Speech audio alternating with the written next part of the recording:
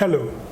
The interview you are about watching captures the views of the longest-serving medical surgeon in the Western region, Dr. Tewia Siame, on the proposed legalization of motorbicycles and other tricycles for commercial purposes.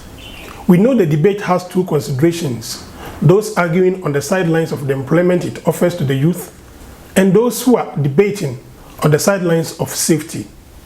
The views captured in here by Dr. Tewia Siame is from his years of being in the theater room and that of the wards.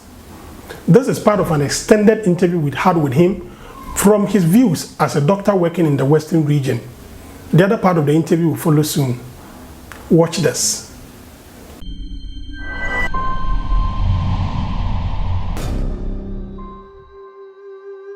You've been here in the Western region for close to 25 years. Yes. What appears to be the problem, the health issues that worry the people in this region? Western region, there are a lot of industries here. Unfortunately, we've lost a lot of them. They used to have a lot of timber firms here. In the 90s? Pardon me? In the 90s? Exactly. And the economy was quite good.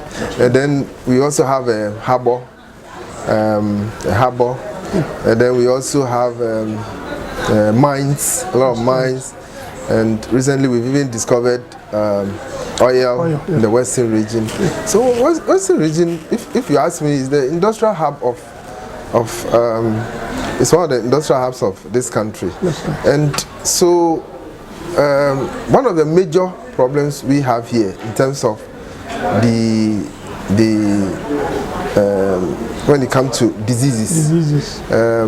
We tend to have a lot of accidents and trauma because, and also of course we also have farmers, a lot of farmers, people into farming, and it's also into fishing.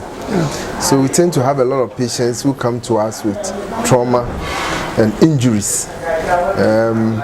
So for us at the Trauma Orthopedics Unit, we are always overwhelmed with the numbers, especially in these times where we have this abubuya and then motorbike. In fact, when you go to my ward from here, you can even you see about 90% of the patients are as a result of motorbike accidents. Really? Oh yes, motorbike accident is so common.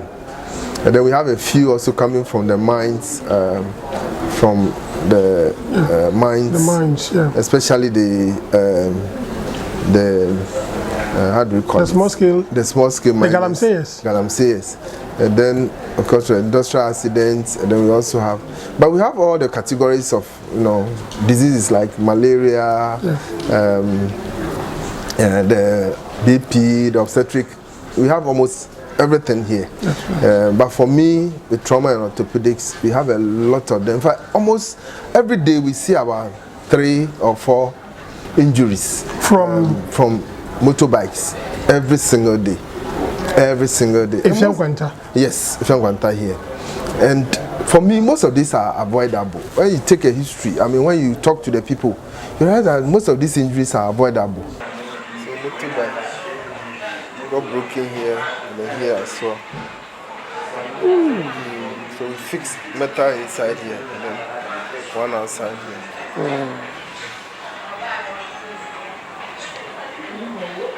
Some of them are around preparing to take them to theater.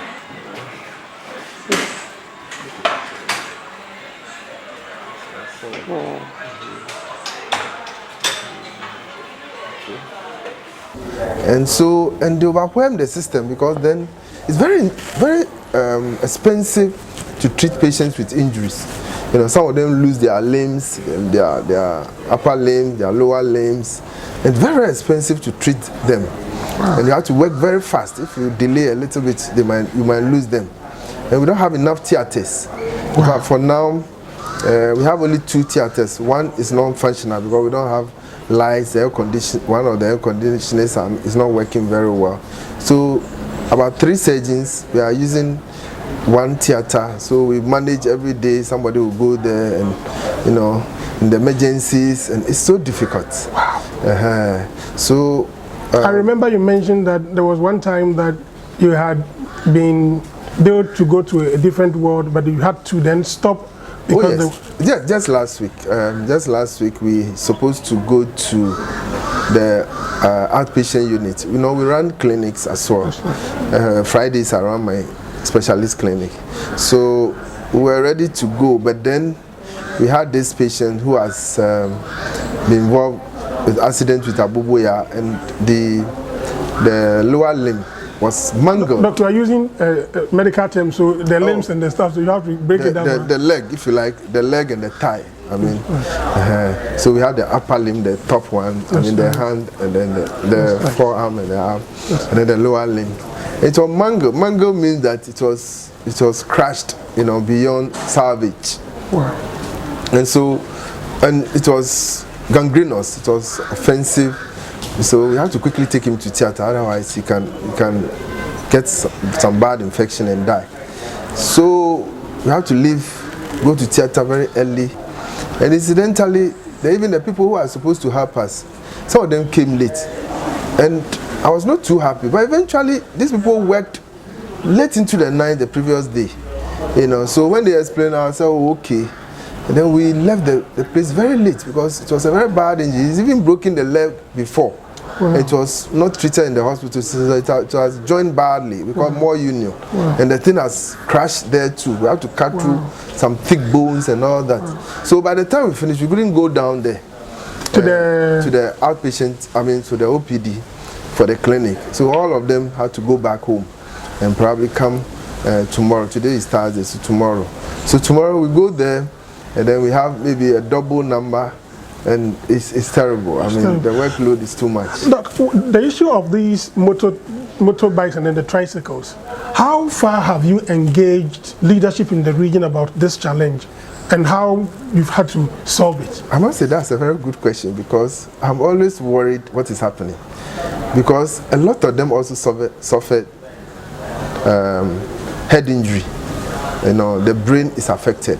Some of them live here, you see that they are not very normal.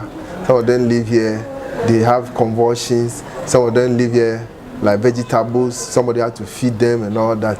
And I'm like, in the next 20 years, if this thing continues like this, the next 20 years, what kind of human beings are we going to get? We've made efforts. In fact, we've tried to find out whether there is a cooperative, they have a union or anything. And there's nothing like that. So for some of us, we don't even know who to contact.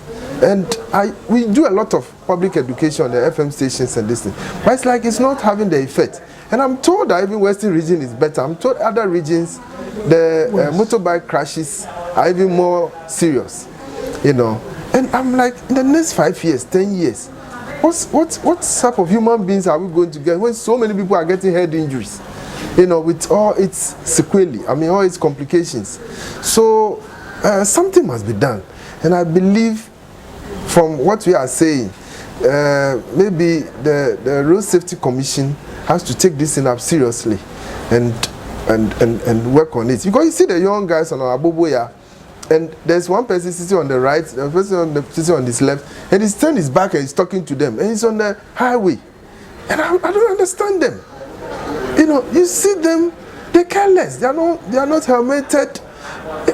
I'm like, and the next time you see them at the emergency unit, you know. So thank you for this question. Something must be done. Some research must be done, and then a way has to be found to make sure that we reduce these crashes. Otherwise, in the next 10 years, we will have human beings whose brain has been damaged, so many of them that, you know, it could affect our healthcare situation. So in a year, how many people do you averagely treat for some of these problems? If you had to guess, guesswork. So one way of having an idea is if you get about 3 a day, then you can imagine if you are taking 52 weeks. There's 52 weeks in a year. Yeah. So you can have an idea how many we see. Yeah, so of course we lose, exactly. We even lose a lot of them as well. You know, when they come with the head injuries, and some of the injuries are so bad, and by the time you finish working on them, you lose them. The statistics are there. We can probably make them available. Yeah. But I can tell you that it's very, very bad. The situation is so bad. Are they from Sekendi, Takoradi, or they are from the hinterlands? Yeah, they are from all over. We get them all over. Because this is a referral center. Of course. So they come from all over all the districts in the Western and Western North. We see them all over the place because eventually, there's no trauma orthopedic surgeons in the other districts. So eventually they bring all of them here. And so there's one question I'm trying to run away from, which has to do with the proposed legalization of the use of these tricycles. As a doctor that you've been in the Western region for 25 years, where you even have to do with some of these emergencies and then the accidents, how do you see this conversation? Okay. Yeah, I know why you are having that difficulty because it's not political. Exactly. But for us, we are not into politics. For us, we are doing our work and we want to be as honest as possible. For me, I would never go for such a thing because I'm telling you, if you do the research, look, I don't see how this thing can be regulated. And I know Nigeria had a lot of problems, with these motorbikers. And to the extent that when our issue started coming, that was the point of reference. And trust me, no doctor who works with trauma and emergency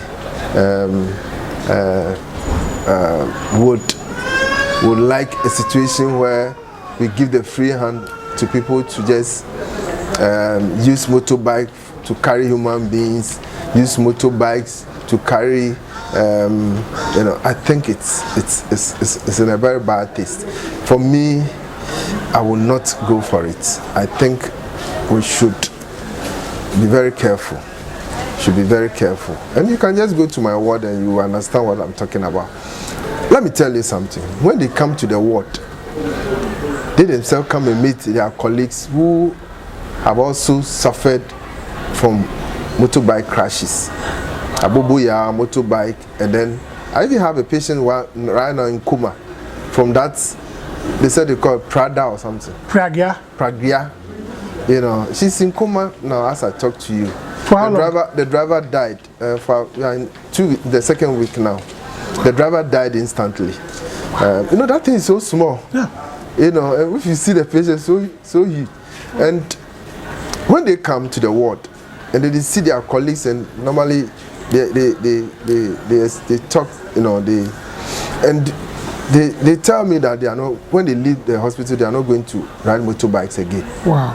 Some of them tell me they are going to throw it away, they are going to sell their motorbike, they are going to, because they themselves come to realize that no, this is not something we should be doing, because it can shorten your life, it can kill you, you can lose your limbs, So for me, I will not go for that. What is bringing the motorbikes? Why can't we have alternatives? Well, we are losing limbs, we are losing lives. So can we think and come up with alternatives that are safer? You have seen them. They're always running through the red lights in the traffic light. They're always doing it. You see, and the policeman there cannot be chasing all of them. Assuming 3 people are going, why are you chasing all of them? Can't. So regulating it, I'm not too sure how it's going to be done. To solve this problem, rather than encouraging people to go, because they will overwhelm the system, and eventually the same people who are advocating for some of these things, they will realize that it was the wrong move.